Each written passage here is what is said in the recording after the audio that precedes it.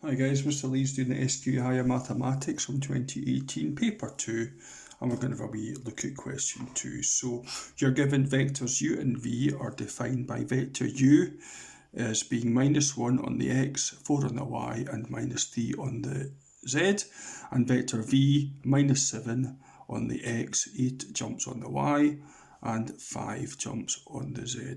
So the very first thing you do is you have to find the dot product between the two vectors. Okay, so you may remember how to get the dot product, but if you don't, if you just turn over to the formula sheet, you can see that this is the one we use here to get the dot product because we have column vectors, component form, there we have it there. So it's A1 times B1 plus A2 times B2 plus A3 times B3. So let's go to what I wrote. So there we have it there. So let's just center it up for you. There we go there.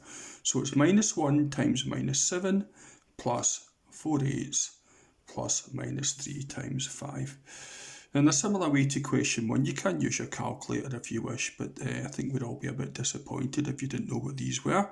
Okay, maybe 7 add 32, take 15 is probably worth doing in your calculator, just to make sure, with it being an exam, that you don't make any kind of silly mistakes. So the dot product between the two ends up being 7, add 4 eighths, add -15, which ends up being 24. Okay, and then the next question they asked, just to flip back to it, calculate the acute angle between u and v. So again, we're going to use let's quick look at the formula sheet.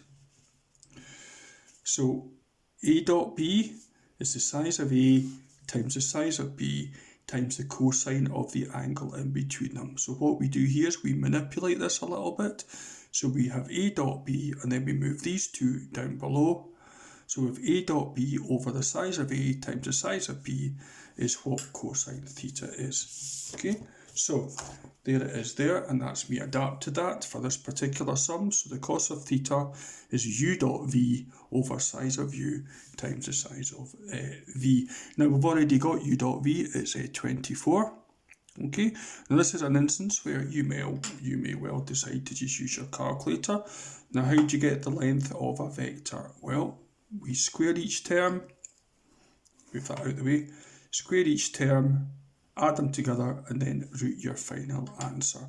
So you may wish just to use your calculator for this one. So looking at vector u up at the top there, we have -1 squared plus, now 4 doesn't have to be in a bracket because it's positive, 4 squared plus -3 squared. Okay, and you get 26. So the size of vector u, the magnitude of it is the root of 26. I'm just going to leave it as root 26, not actually working out what it is. Similar story for vector v. Let's work out the length of vector v. So I shall just clear that. So we have -7 squared plus 8 squared plus 5 squared.